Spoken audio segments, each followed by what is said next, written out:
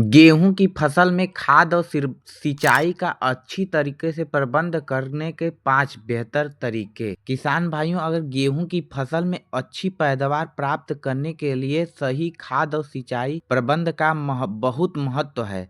फसल को समय पर पोषक तत्व और पानी मिलना बहुत जरूरी है ताकि उसकी वृद्धि सही तरीके से हो और उत्पादन अच्छा हो।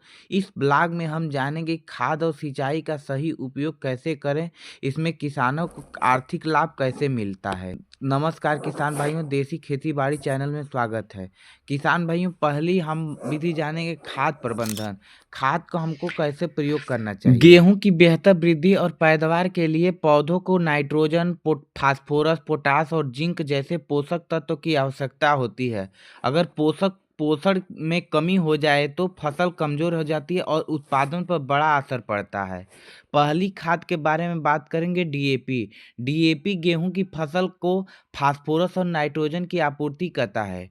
डोज और समय की बात करें तो बुआई के समय प्रति एकड़ 50 किलोग्राम डीएपी का उपयोग करें। डीएपी को बुआई के समय देने से पौधे को शुरुआती से अच्छा पोषण मिलता है। और दूसरा, यूरिया की बात करें तो यूरिया फसल के लिए नाइट्रोजन की आपूर्ति करता है, जो पौधे की वृद्धि और हरियाली बढ़ाने में मदद करता है। डोज और समय की बात करें तो पहली सिंचाई के समय प्रति एकड़ 40 से 50 किलोग्राम यूरिया डालें। दूसरी सिंचाई के समय 25 से 30 किलोग्राम यूरिया का उपयोग करें। जिंक का उपयोग।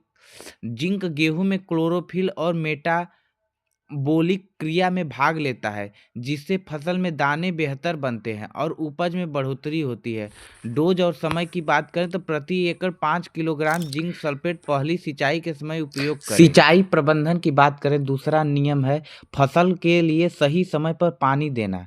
गेहूं की फसल को सही समय पर पानी देने से फसल की जड़ें का विकास अच्छे से होता है और दाने भरे हुए और मोटे बनते हैं, कुल उत्पादन भी बढ़ता है। महत्वपूर्ण सिंचाई चरण: पहली सिंचाई बुआई के 20 से 25 दिन बाद। दूसरी सिंचाई कल्ले बनने के समय 40 से 45 दिन बाद। तीसरी सिंचाई बूस्टिंग स्टेज के समय 60 से 70 दिन बाद। और चौथी से सिंचाई दाने बनने के समय 80 से 90 दिन बाद। हमें इन चार बार गेहूं को सिंचाई करना चाहिए। ध्यान रखने योग्य बात यह होती है किसान भाइयों की सिंचाई सुबह या शाम के समय करें ताकि पानी का सही उपयोग हो। जरूरत से ज़्यादा पानी देने से बचें क्योंकि यह पौधे की जड़ों को नुकसान पहुंचाता है।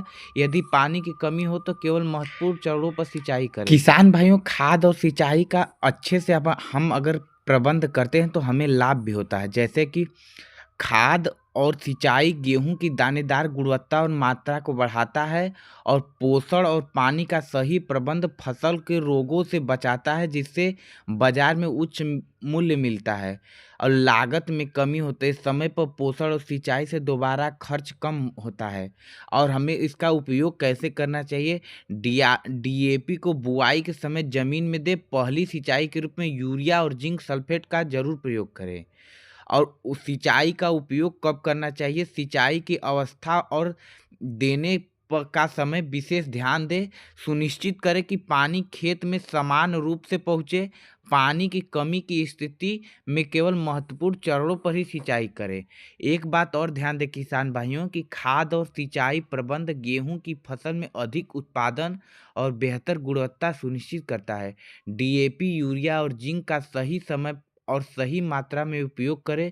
साथ ही फसल के महत्वपूर्ण चरणों पर सिंचाई करें। यह न केवल आपकी फसल को मजबूत बनाता है बल्कि आपके मुनाफे को भी बढ़ाता है और यह सुनिश्चित करता है। किसान भाइयों, मैं जो विधि बताए हूँ उस विधि से अगर आप सिंचाई करते हैं और खाद का प्रबंधन करते हैं और अपने खेत में उसी तरीके से खाद का छिड़काव करते हैं तो हमें पूरा विश्वास है कि आपका फसल बहुत मजबूत होगा और आपका पैदावार भी बहुत ज़्यादा होगा। किसान भाइयों, अगर मेरी जानकारी आपको अच्छा लगा तो मेरे चैनल को ज़रूर सब्सक्राइब करिएगा। धन्यवाद किसान भाइयों।